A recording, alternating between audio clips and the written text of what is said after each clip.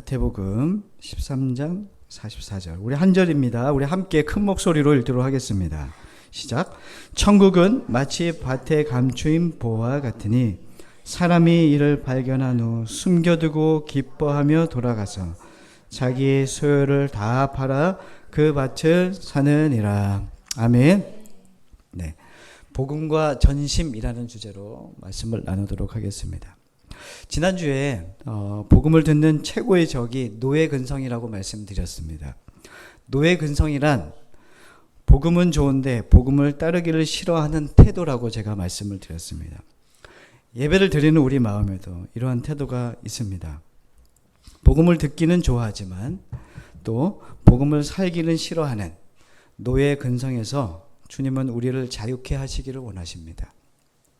히브리서 2장 15절 말씀에 죽기를 무서워함으로 한평생 종노릇하는 모든 자들을 놓아주려 하신다. 이게 주님이 우리를 향한 마음입니다.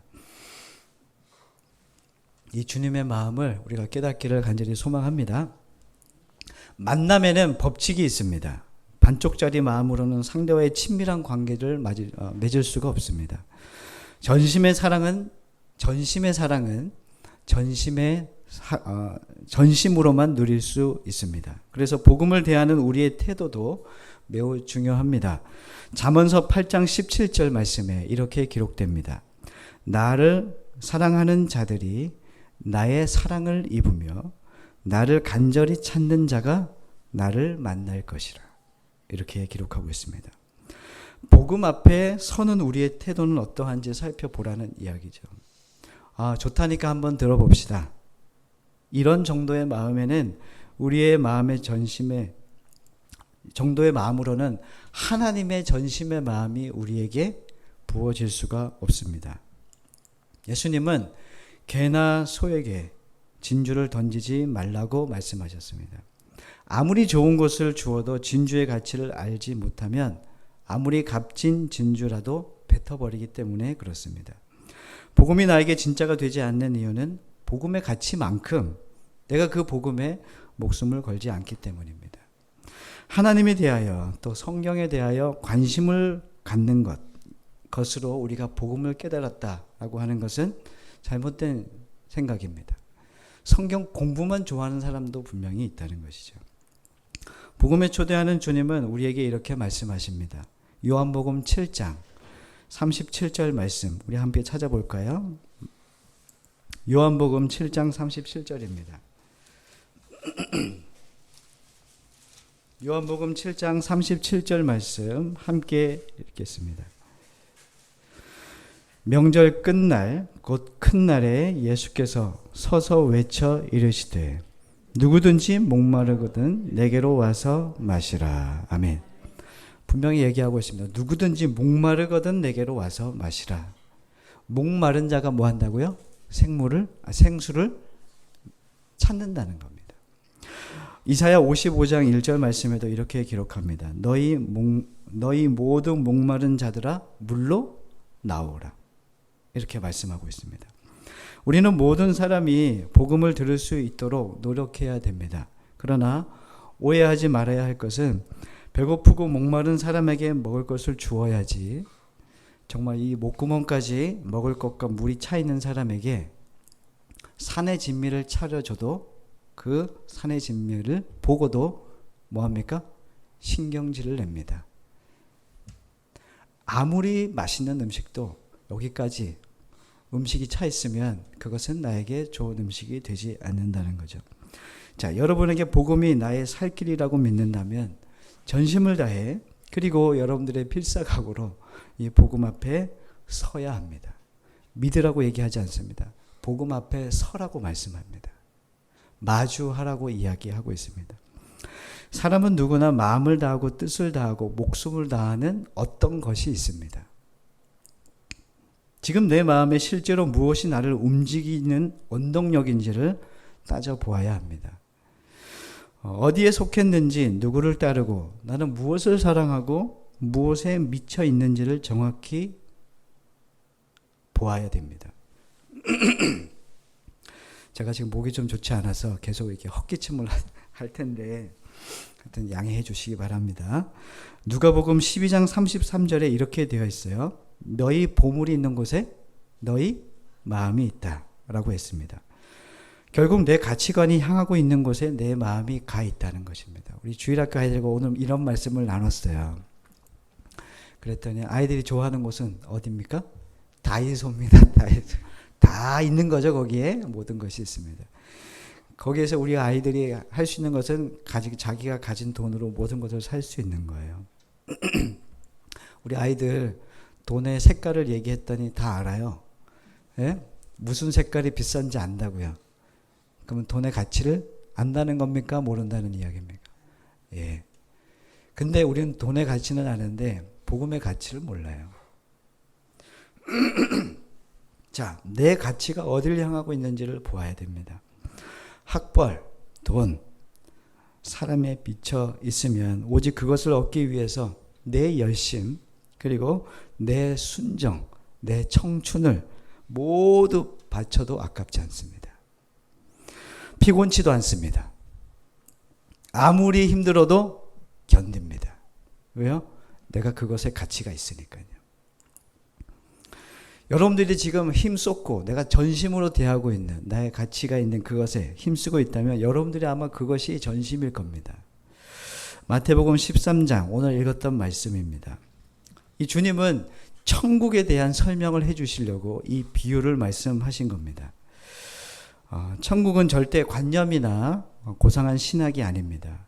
주님께서는 그것이 실제로 우리에게 일어날 하나님의 나라는 그런 자의 것이야 이렇게 말씀하시면서 이 말씀을 한 절의 말씀을 간략하게 얘기해 주십니다. 한 가난한 농부가 있었습니다. 가난이 오래되자 뭐라도 해서 먹고 살아야겠다는 마음에 옆집에 부자, 그 집에 오래 묵혀둔 땅이 있었습니다. 그래서 그 땅을 빌립니다. 빌려진 밭을 개간하고 돌을 골라내고 잡초를 뽑습니다. 큰 돌들이 많았던 터라 땅을 깊게 파야 됐습니다. 그런데 갑자기 곡괭이질을 턱 하는데 텅 하고 소리가 났습니다. 파보니까 뜻밖의 보석이 가득 담긴 항아리가 있는 것입니다. 이 가난한 농부의 마음이 두근두근 되기 시작합니다. 누가 볼까봐 그 보물 항아리를 묻어버리죠. 그리고 단숨에 집으로 달려갑니다. 가는 길 내내 이 농부의 입가에는 미소가 번집니다. 집에 도착하자마자 아내를 꼭 안아줍니다. 영문도 모릅니다. 아내는 남편이 왜 이러는지 짜증 섞인 목소리로 왜 이래? 무슨 일이라도 있어? 이렇게 짜증을 내죠. 농부는 전혀 그 말에도 개의치 않습니다. 들뜬 마음으로 아내에게 이렇게 얘기합니다. 여보, 묻지 말고 내가 하라는 대로 해. 나중에 내가 다 설명해 줄게. 그리고는 집에 돈이 될 만한 모든 것을 팔기 시작했습니다. 아내는 남편이 미친 줄 알았습니다. 말려도 받지만 말려지지가 않았습니다. 막을 수가 없는 거죠. 농부는 이 마련한 돈을 가지고 밭 주인에게 갑니다. 그리고 그 값을 지불하고 그 밭을 삽니다. 계약서에 도장을 찍었습니다. 농부는 기분이 날아갈 듯이 기쁩니다. 이 말씀을 듣고 이 비유를 듣고 야 농부 사기쳤네. 이건 윤리와 도덕적인 문제를 이야기하는 것이 아닙니다. 하나님 나라를 발견한 사람은 어떠한 태도로 어떠한 결정과 어떠한 선택을 하며 살아가는가 라고 하는 말씀을 해주고 있는 겁니다. 마태복음 13장 천국, 복음, 예수님을 실제로 발견한 사람은 자기 것을 다 팔아 그 밭을 사는 농부와 같이 삶이 당연히 그렇게 되어진다는 것입니다. 저절로 당연입니다. 부활을 얻기까지 모든 생각, 모든 가치, 자신의 온 마음을 보화에 쏟는 것이죠. 자신의 전심을 복음에 드리고 있지 않다면 그 전심을 어디에 드리고 있는지를 살펴보아야 됩니다. 우리가 보화라고 얘기하는 성경의 복음, 예수 그리스도 하나님 나라를 복음입니다. 우리에게 들려졌지만 그것이 우리에게 전심으로, 그것을 내가 전심으로 대하지 못하다면 여러분들은 아마 다른 것에 전심입니다. 그것이 무엇인지 스스로 한번 되돌아 보아야 됩니다. 전심을 알 수 있는 세 가지 법칙이 있습니다. 첫 번째는 우선순위입니다. 우선순위. 여러분들의 우선순위는 어디인 것 같습니까? 게임, 축구, 친구, 연애, 외모, 대학, 취업, 가정, 뭐 이런 거 있지 않습니까? 내 삶의 우선순위를 어디에 두는지 보면 내 전심이 어디에 있는지 알게 됩니다. 자, 두 번째는 초점을 집중하는 겁니다. 무엇을 해도 어떤 경우에도 돈에 미친 사람은 관심사가 항상 돈이랑 연결됩니다. 뭘 봐도 돈입니다. 멋진 경관을 봐도 야, 저 산 얼마야 저거. 멋진 차를 보면 야, 멋진 차 샀네. 이게 아니라 야, 이 얼마에 샀어? 다 뭡니까? 돈이랑 연결 짓는 거죠. 온통 돈에 집중되다 보니까 그렇습니다. 자아 성취에 몰두하는 사람은 주님의 일도 분명히 자신을 위해서만 일한다. 자신을 위해서 한다는 것이죠. 무엇을 해도 사람의 요구를 하는 사람과 함께 살아가는 때도 다 자신의 유익을 위해서, 또 내가 그 사람에게 함께 교제하는 것도 나의 이익을 위해서, 또 내가 원하는 자리에 올라가기 위해서 그는 온통 관심을 무엇을 하든 자신에게 맞춰져 있다는 것이죠. 그럴 때 저절로 힘이 납니다. 나에게 초점이 집중되면 내가 좋아하고 내가 관심 있는 그 부분에 초점을 집중하게 되면 힘이 나게 되는 거죠. 이게 초점 집중입니다. 세 번째는 대가 지불입니다. 농부는 그 밭을 사기 위해 집을 팔고 돈이 될 만한 모든 것을 파는 이 대가 지불을 마다하지 않았습니다. 한국 부모님들의 특징은 뭐냐면 무엇이든지 자녀를 위해서든 무엇이든지 합니다. 아닌가 봅니다. 한국 부모들은 더욱 그렇습니다. 자녀를 위해서는 없던 집중력도 생깁니다. 그리고 슈퍼맨 같은 에너지를 발휘하는 게 한국 부모들 아닙니까? 물론 이런 것들이 나쁜 것은 아닙니다. 하지만 그 열정만큼 복음과 천국, 예수 그리스도를 위해 어떤 대가 지불을 우리는 하고 있는가 말입니다. 자, 우선순위와 초점 집중, 그리고 대가 지불. 이 질문에 여러분들은 한번 스스로 자신을 돌아보기를 원합니다. 여러분이 이 놀라운 복음에 진심으로, 전심으로 향한, 전심으로 여러분들이 복음에 마음을 들인 적이 있습니까? 여러분들에게 복음이 삶의 최우선순위가 된 적이 있습니까? 복음은 우리가 목숨을 걸어야 할, 주님이 목숨 걸고 주신 복음입니다. 주님은 우리에게 생명을 걸어서 줬는데 우리는 생명을 걸지 않으면 전심이 아니겠죠. 요한복음 3장 16절에 이렇게 되어 있어요. 하나님이 세상을 이처럼 사랑하사 독생자를 주셨습니다. 하나님께서 우리를 이처럼 사랑하셨다. 어떻게요? 독생자를 줄 정도로, 나의 외아들을 줄 정도로 사랑했다라는 것이죠. 여러분들은 이런 사랑을 어떤 세상에서 받아본 적이 있습니까? 아니면 해본 적이 있습니까? 없습니다. 세상에서는 이런 사랑이 없습니다. 근데 하나님께서는 하나밖에 없는 아들 예수를 우리에게 그 아들을 죽기까지 사랑하셨답니다. 감동이 없으시죠? 우리의 마음이 무뎌진 겁니다. 너무 많이 들었는데 그 말씀이 뭔지 모르는 겁니다. 그 말씀만 들으면 눈물이 철철 났던 때가 있을 거예요. 아니, 그랬던 적도 없는 사람도 있을 수도 있습니다. 신앙생활은 고상한 지적인 동의나 단순한 지식의 습득이 아닙니다. 성경이 말하는 복음 내용이 우리가 생각하는 이 고상한 신앙생활, 지적인 동의나 지식을 습득하는 것, 성경의 지식을 많이 갖는 것, 이것이 아니라는 겁니다. 자, 추우세요. 꺼주셔도 됩니다. 자, 퍼즐이 있어요. 제가 아이와 함께 그 퍼즐을 이렇게 액자에 놓인 이제 퍼즐을 이렇게 맞추는 그림을 이렇게 액자에 맞추는 게 있어요. 혹시 해보셨나요? 한 12피스, 24피스는 쉬워요. 그런데 1000피스 되는 거 한번 해보셨어요? 한번 해봐야겠네요. 해보시면은 이게 쉽지 않아요. 근데 우리가 어떻게 하냐면은 이 그림을 제대로 알지 못하는 사람은 내 마음대로 막 받쳐놓고 우와 멋있다 이렇게 한단 말입니다. 근데 진짜 그림을 본 사람은 그 그림이 맞춰놓은 이 퍼즐이 맞을까요? 멋있어 보일까요? 안 보일까요? 안 보이죠. 진짜 그림을 아는 사람은 그 그림을 잘못 꽂은 것이 보인단 말입니다. 근데 우리가 어떠냐면 이런 식으로 살아요. 내가 기도, 전도, 성경 읽기, 다양한 어떤 막 교회 안에서 우리가 누려지는 치유와 회복과 성공, 능력, 성경 구절 몇 개 아는 거 가지고 우리가 그 조각난 복음을 가지고 막 맞추면서 내가 좋아하는 거예요. 오, 이게 복음이지. 그래서 혼자 막 좋아하는 거예요. 근데 주님이 보실 때는 어때요? 이 복음이 온전한 그림이 안 되고 있다는 거예요. 근데 복음을 모르는 이 조각 복음을 좋아하는 사람은 자기 마음대로 맞추면서 그게 즐거운 겁니다. 근데 주님은 이 그림 전체를 보이기를 원하세요. 이 그림이 어떤 건지 보여주고 싶으신 거죠. 그게 뭐냐? 하나님 나라의 복음이에요. 하나님 나라. 예수 그리스도가 왜 우리를 위해서 죽으셨어요? 왜 우리에게 복음이 되셨습니까? 왜 그 복음을 계속 복음 교회에서 얘기하냔 말입니다. 우리 교회 지금 복음 시리즈 하는 건 아세요? 유튜브 시작했어요. 지금 유튜브 지금 1, 2, 3이요. 지금 세 번째 유튜브 그 복음 시리즈 3탄이 시작되고 있는 겁니다. 지금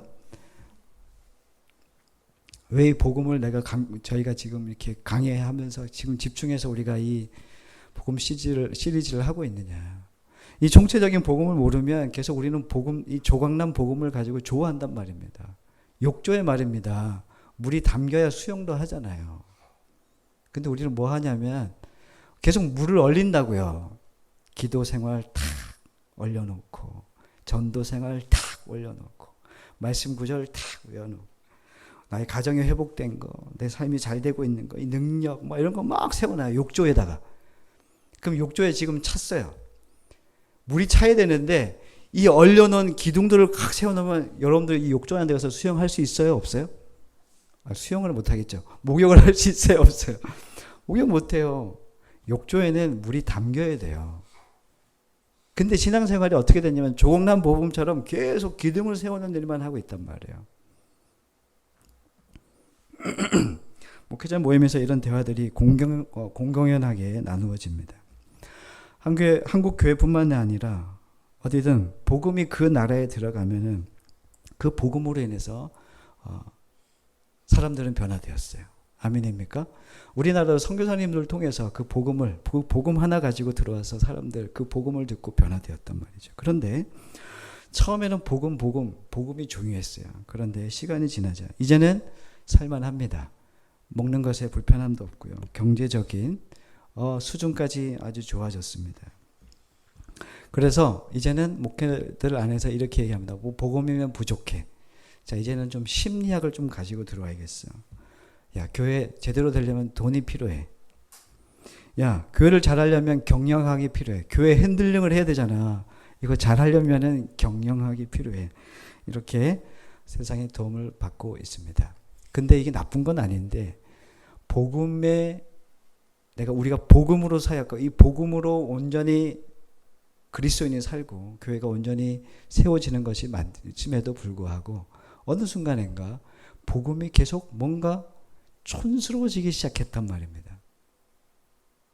그래서 복음 더하기 뭔가를 더 이야기하고 싶어하는 마음들이 생겨나고 있습니다. 한국교회 선교사님들이 오셔서 미국의 선교사님들이 오셔서 뭘 외쳤냐면 오직 복음이었어요. 오직 예수였어요.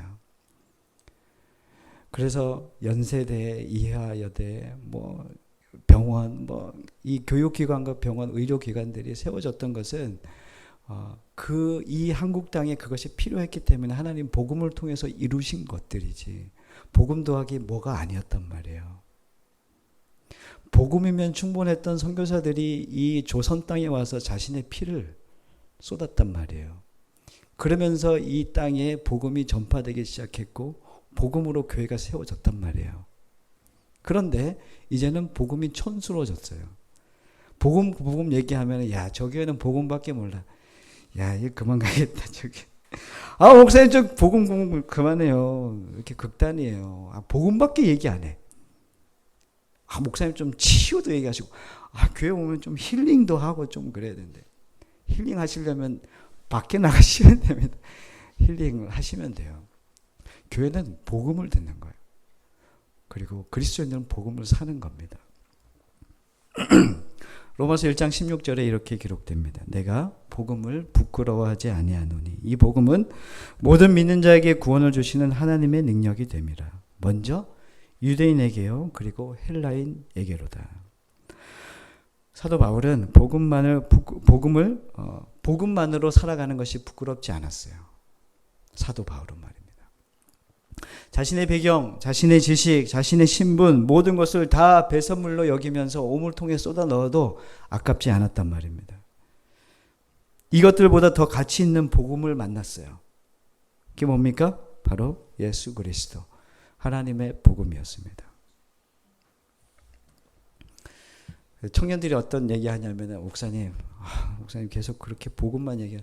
너무 복음만 얘기해. 너무 복음이네요. 이렇게 얘기하더라고요. 혹시 여러분들 마음에도 그렇습니까? 야, 목사님은 지금 1년 됐는데 이제는 좀 바뀌어야 되지 않나? 네.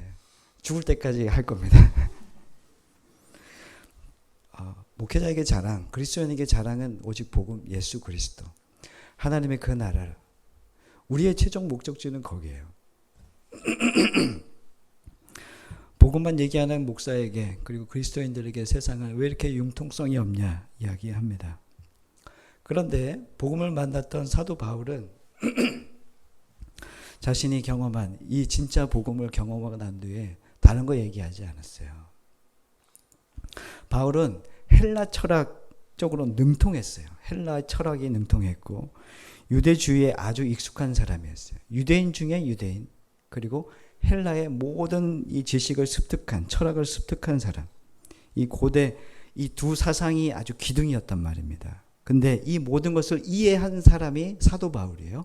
그가 고린도전서 1장에 이렇게 기록합니다. 우리 함께 읽겠습니다. 고린도전서 1장 22절로 24절입니다.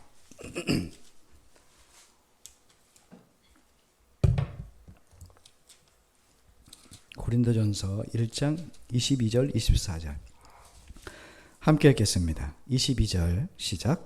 유대인은 표적을 구하고 헬라인은 지혜를 찾으나 우리는 십자가에 못 박힌 그리스도를 전하니 유대인에게는 거리끼는 것이요 이방인에게는 미련한 것이로되 오직 부르심을 받은 자들에게는 유대인이나 헬라인이나 그리스도는 하나님의 능력이요 하나님의 지혜니라. 아멘.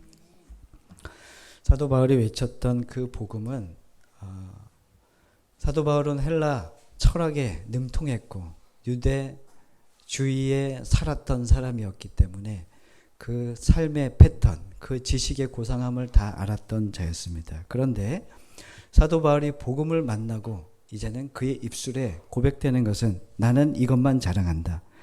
우리 주 예수 그리스도 십자가의 그 사건만을 자랑한다 고백합니다. 세상은 어떨지 모르겠어요. 세상은 각자가 가치 있는 것이 다 다릅니다. 그러나 그리스도인 된 우리에게 모든 가장 고상한 가치, 가장 고상한 지혜와 그리고 완전한 능력은 오직 예수 그리스도의 십자가밖에 없다는 것을 이야기합니다. 자, 복음을 접하는 사람들의 두 가지 반응이 일어납니다. 첫 번째는 고민이 생기기 시작하는 사람들이 있습니다. 그래서 막 머리에 쥐가 납니다. 어이, 힘들어. 막 환청이 막 들립니다. 복음 막 이렇게. 또 막 복음을 들을 때마다 막 눈꺼풀이 들리고 막 이렇게 떨리는 이런 어떤 증상들이 일어나기 시작한다는 거죠. 반면 이런 반응도 있습니다. 내가 교회를 이런 고민하면서 와야 되나? 내가 이렇게 시간을 정해 휴일을 이렇게 왔는데 복음은 듣긴 듣고 있는데 내가 마음이 불편하다. 힐링이 나에게 좀 필요한데 목사님은 나에게 킬링을 하시네. 이런 마음이 계속 들고 있다는 거죠. 이 두 가지 마음입니다. 이런 사람의 경우는 아까도 얘기했듯이 조각난 복음을 가지고 있는, 그것을 자신의 인생의 멋진 그림으로 만들고 싶어하는, 내가 복음을 찾아다니는, 내가 원하는 복음을 찾아다니는 사람의 경우라는 것이죠. 우리는 성경 창세기에서부터 요한계시록까지 일관되게 선포하는 그것이 무엇이냐면 완전한 복음, 총체적인 복음을 이야기합니다. 하나님 나라의 복음이죠. 이 복음은 더할 것도 없고 뺄 것도 없습니다. 완전합니다. 이 주님이 주신 복음이 완전하다면 이 완전한 복음을 대하는 우리들의 마음은 전심이어야 됩니다. 하나님이 우리를 향한 마음이 전심이었거든요. 그러면 우리도 그 복음을 만날 수 있는 방법은 전심이어야 돼요. 그래야 이렇게 얘기할 수 있죠. 주님이 100이라면 우리도 뭐가 돼야 돼요? 100이 돼야죠. 병원에 가면은 우리의 몸의 상태를 찍습니다. 제가 최근에 이렇게 병원에 갔더니 허리가 안 좋다는 거예요. 허리가 안 좋아서 갔는데 또 찍는 거예요. 계속 뭘 자꾸 찍으라는 게 많아요. 그럼 찍어보면 이제 안 좋은 것이 나오잖아요. 안 좋은 십이지장, 쓸개, 간 이런 것들이 막 보이기 시작하고 막 CT, MRI 찍으면 막 그런 것들이 보이기 시작하잖아요. 핏줄 하나하나까지 다 보이더라고요. 보니까 요즘에는 아니죠. 제가 잘 몰라서 하여튼 이게 우리의 몸을 구석구석 이렇게 살펴본단 말입니다. 근데 복음이라는 것이 이 복음은 우리의 모든 것들을 들춰지게 만든다는 거예요. MRI 찍듯이. 이게 사실은 부끄러운 거예요. 여러분들이 혼자 알고 있는 그 비밀스러운 일들, 내가 나의 실존, 내 교회에서 보이는 내 모습과 세상에서 살아가는 내 모습이 좀 다를 수 있고 또 세상에서 살아가는 여러분들의 모습 안에 모습도 있지만 여러분들 은밀한 중에 여러분들의 모습도 있잖아요. 사실은 은밀한 중에 있는 내 모습이 어떻게 아셨어요? 진짜입니다. 혼자 있을 때 자기가 가장 좋아하고 그것을 즐겨 하는 것, 뭐 어떤 자기의 생각, 자기의 그 모든 것이죠. 하여튼 그것을 하는 것이 자신의 어떤 실존이라고 할 수 있어요. 근데 그것이 이 복음 앞에 서면 다 들춰진단 말이에요. 그래서 부담스럽고 부끄럽고 마주하고 싶지 않은 우리들의 모습이 있습니다. 그래서 복음을 대할 때 얼버무리는 사람들이 있고 그냥 잊어버리고 야 이거는 무덤까지 가지고 가야 되는 거야. 야 이거 숨겨야 돼. 뭐 이렇게 하는 사람도 분명히 있다는 것입니다. 신앙생활을 오래 하든 짧게 하든 공통적인 것이 무엇이냐면 어떻게든 자신의 신앙을 자랑한다는 거예요. 자랑까지는 아니라도 자신의 행위를 계속 드러내고 싶어하는 것이 교회 오래 다닌 사람이나 또 짧게 다닌 사람이나 모두의 공통점입니다. 전도를 많이 하는 사람은 자신의 전도왕이라고 계속 떠벌리고 다녀요. 전도가 자신을 증명하는 기념비란 말이에요. 자신을 계속 보여주는 자랑거리란 말이에요. 그래서 전도는 사명인데 자랑이 됐어요. 전도하는 내가 자랑이 되고 있는 거죠. 또 하나는 기도입니다. 새벽기도, 40일 기도, 100일 기도, 금식 기도, 또 월삭 기도 뭐 이런 기도들이 있잖아요. 우리 해야 됩니까? 하여튼 이런 기도들이 자신의 기도 생활에 하나님을 만나고 하나님을 경험하는 은혜의 수단인데도 자신이 그것을 가지고 계속 자랑의 도구로 쓰고 있다는 것입니다. 기도 빼면 시체죠. 그런데 기도든 이 전도든 나쁜 것이 전혀 아님에도 불구하고 자신을 드러내는 자랑거리로 삼고 있다면 그것은 잘못된 것입니다. 이런 분들이 계세요. 그래도 안 하는 것보다 낫지 그렇게 얘기하는데 안 하는 게 더 낫습니다. 목회자에게도 동일하게 드러납니다. 목회자의 성공이 하나님의 은혜요 감사할 내용입니다. 자신의 능력을 과시하는 도구로 변해버리는 모습들도 분명히 있다는 것이죠. 자, 교회 내 수는 그 목사의 실력입니다. 저의 실력. 에어컨 좀 키면 좋을 것 같은데요. 자, 그래서 목사님들을 만나면 이런 얘기를 합니다. 목사님 어떻게 교회 성도는 몇 명이세요? 이렇게 인사치레.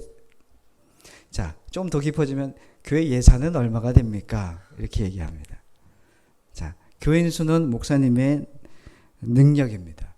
그리고 교회 안에 예산을 얘기해 주면은 예산이 높으면 목사님 성공하셨네요. 이렇게 이야기합니다. 재밌죠? 목회들 얘기하니까 재밌죠? 여러분들 얘기할까요? 주님은 자기 개발을 하라고 하지 않아요. 여러분들이 개발되어서 자신을 화려하게 치장하라고 얘기하지도 않습니다. 공부를 많이 하고 학위를 따서 나를 영화롭게 해라. 이렇게 얘기하지 않습니다. 오히려 그것이 자신의 약점을 가리기 위해서 우리가 그 약점을 가리기 위해서 열심히 노력하는 약함을 강화하는 방법이라고 얘기하면서 그거 아니야 라고 얘기하시는 거죠. 정말 복음이 되려면 자신의 약함을 직면하라고 주님께서 말씀하십니다.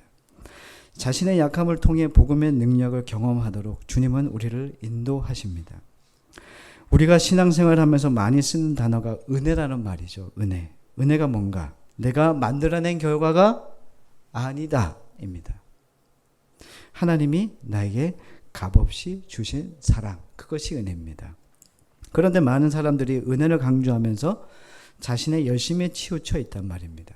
그래서 보네포 목사가 쓴 나를 따르라 라고 해서 값진 은혜와 값싼 은혜에 대해서 이야기하고 있는데, 자, 값진 은혜를 논하면서 마태복음 5장 산상수훈을 이야기하거든요. 산상수훈은 뭘 얘기하냐면 시작부터 팔복에 대한 이야기를 해요. 그러면서 목사님이 이런 얘기를 해요. 그리스도인의 비범함.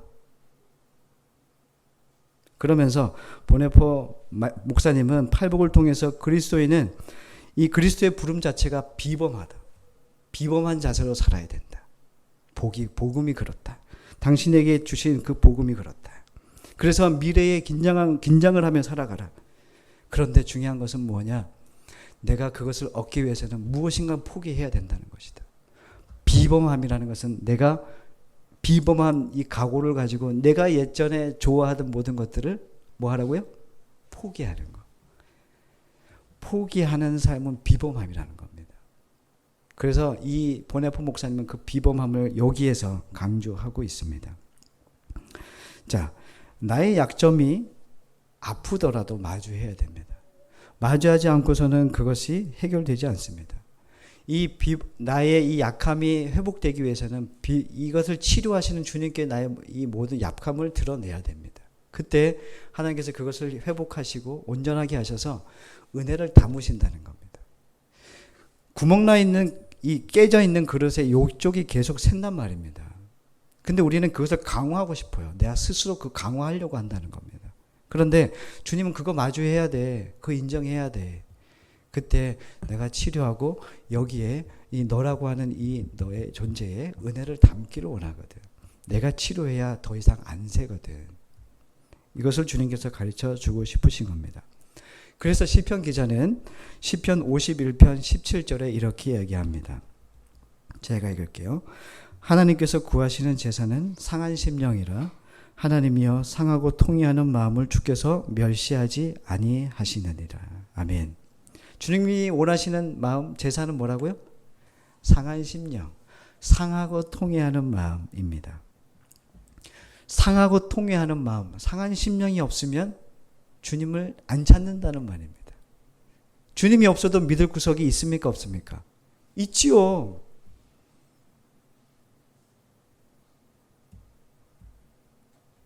내게 믿을 구석이 있으면 주님은 필요 없다니까요. 내가 예수를 만나고 왜 삶이 이렇게 힘들어지고 나는 왜 고민 안 하던 것들이 더 고민이 되고 왜 이렇게 힘들어? 여러분들의 이 주님을 만났다는 건 주님이 없으면 안 되는 삶으로의 부르심이에요. 그럼 주님 계속 지금 그렇게 잘 이끌어가고 계시잖아요. 근데 불만이십니까? 2006년 카자흐스탄 선교사로 활동하던 한재성 선교사님의 이야기입니다. 하나님의 부르심을 받고 카자흐스탄에 선교로 온 가족이 떠났습니다. 반년이 되었을까요? 그 집에 괴한이 들었습니다.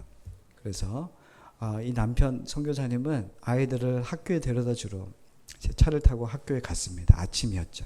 그런데 그 사이에 괴한 2명이 집을 몰래 들어와서 아내를 살해했습니다. 그리고 집안에 잠복해 있다가 선교사님이 들어오자 그를 머리로 때렸습니다. 자, 결국에는 다행히는 이 남편 한재성 선교사님은 목숨을 건졌어요. 깨어나 보니까 안방에 쓰러져 있는 아내를 발견했죠. 아내는 선교지에서 목숨을 거두고 말았습니다. 그 한재성 선교사님이 방송에서 그런 이야기를 해요. 간증 중에. 아내의 피가 이 카자흐스탄에 흘렀다. 이제 뿌려졌다. 너무 그 고통스러워하는 장면을 제가 영상을 통해서 봤는데 정말 세상을 모두 잃은 자의 모습이었어요. 그런데 그의 마지막 고백은 이렇게 얘기합니다. 이것도 하나님이 하신 일입니다. 그리고 카자흐스탄을 떠납니다. 그리고 다시 하나님께서 주신 마음이 카자흐로 다시 들어가라 라고 하는, 아내의 피가 뿌려진 그곳에 너도 그곳에서 순교해야 되지 않겠냐. 그래서 이분의 고백이 뭐냐면 선교사는 순교다라고 하는 말을 남깁니다. 근데 그 순교는 선교사만의 순교는 아니라는 것이죠. 이분의 고백이 이겁니다. 우리는 모두 순교자의 삶을 살아야 됩니다. 나 자아를 죽이는, 나 자아를 계속 십자가로 넘기는 이 삶을 살아야 된다. 나는 평생 선교사로 있지만 지금 내 자리는 내 자아를 죽이는 자리다. 이렇게 얘기합니다. 여러분들 멋진 선교사의 삶을 살고 싶잖아요. 교회 건축하고. 근데 그분은 그 얘기 안 해요. 저는 지금 내 자아를 죽이는 싸움을 하고 있습니다. 나는 이미 십자가에 주님께서 나는 이제 죽었지만 날마다 내 안에 끌어오르는 내 자아, 욕심과의 싸움을 하고 있습니다. 그래서 나는 매일매일 이 십자가로 나를 넘깁니다. 지난주 금요일 날 한 분 장로님을 통해서 기도 부탁을 받았습니다. 중동의 선교사님 가정이 한국에 들어와서 자녀가 아픈 이유로 한국에 들어왔다가 검사를 받았습니다. 자녀는 11살입니다.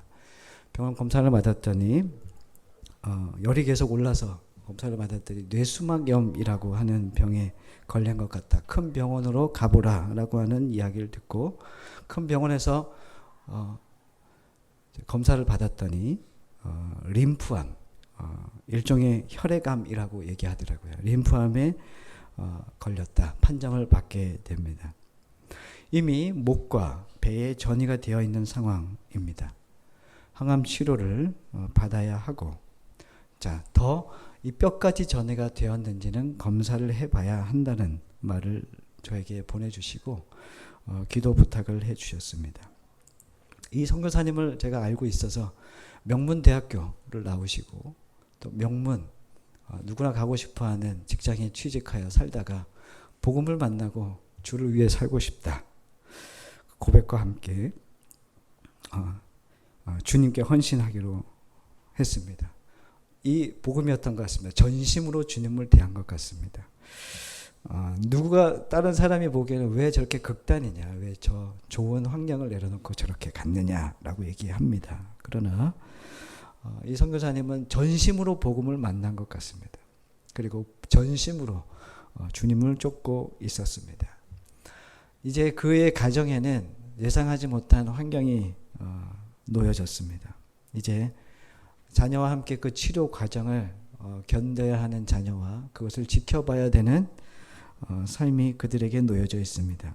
그러나 저는 그 선교사님을 신앙을 예측 가능하다라고 생각을 하는 게 그분은 전심으로 주님을 대할 것 같습니다. 그래서 전심으로 기도해야겠다라고 하는 마음이 들었습니다. 여러분들 복음이 아닌 다른 출구가 있으면 그 출구로 가고 싶은 마음이 인간의 마음입니다. 나가는 길은 저 길밖에 없어요. 그러면 우린 저 길로 나가야 됩니다. 그리스도인이 된다는 것은 출구를 따로 만들어주지 않아요. 저 출구만이, 예수 그리스도라고 하는 저 출구만이 우리의 유일한 길인 것을 아는 자입니다. 그러면 저 길을 통과해야 됩니다.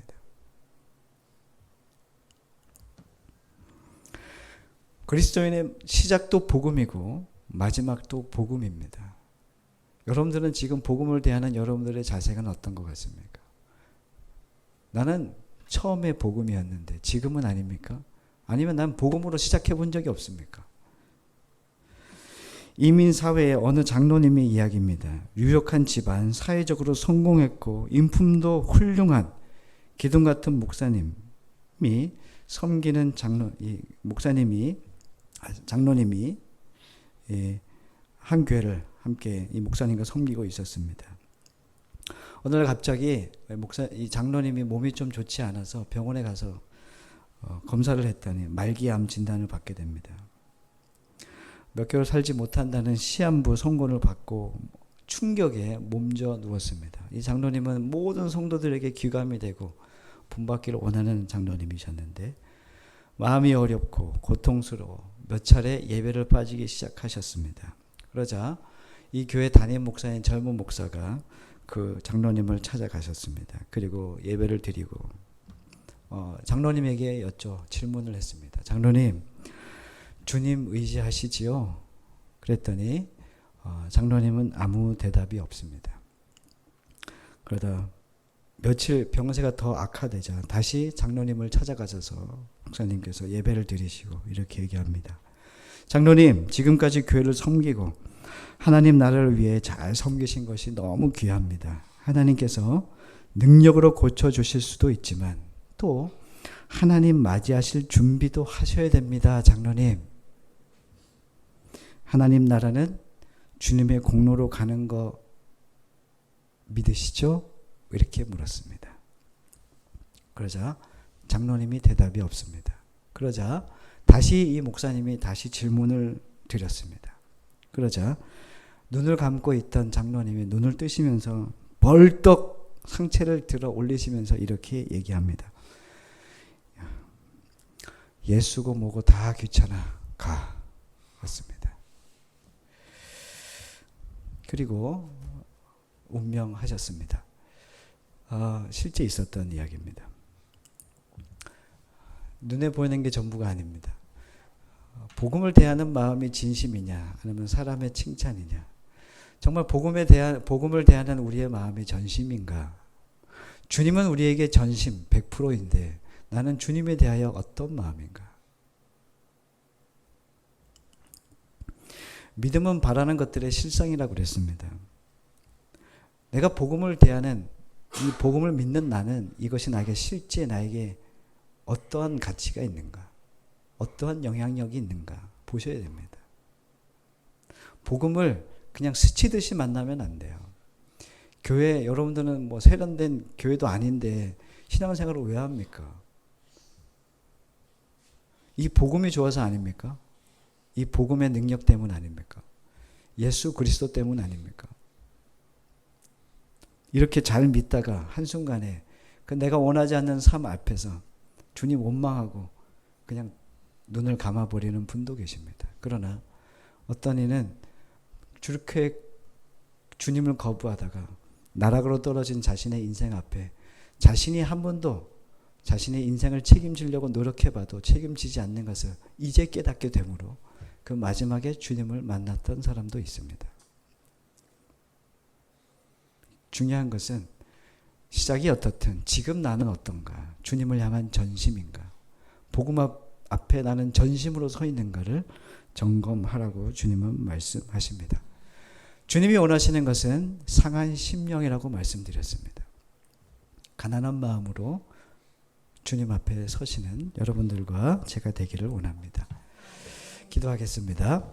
사랑과 은혜가 충만하신 하나님, 오늘 우리의 마음이 어떠한지, 또 내가 복음을 대하는 나의 자세는 어떤지, 태도는 어떠한지 다시 한번 보게 됩니다. 내가 믿을 구석에 있으면 주님이 필요 없지만 세상의 것을 다 가지고 다 누려보고 그것을 다 해봤지만 인생 끝에 허무함과 공허함이 있다는 것, 그것을 깨달아야만 주님의 그 복음이 들려지고 또 깨닫게 되고 그것의 가치를 알게 되는 것 같습니다. 하나님, 우리가 복음을 깨닫기까지 주님은 쉬지 않고 우리에게 줄곧 오래 참으심으로 우리를 기다려 주셨습니다. 하나님, 우리를 인도해 주옵소서. 상한 심령으로 주님을 찾게 하여 주옵소서. 주님을 만나고 주님을 전심으로 대하는, 이 복음을 전심으로 대하는 우리들의 마음의 자세가 되도록 주님 인도해 주시옵소서. 예수님 이름으로 간절히 기도드렸습니다. 아멘.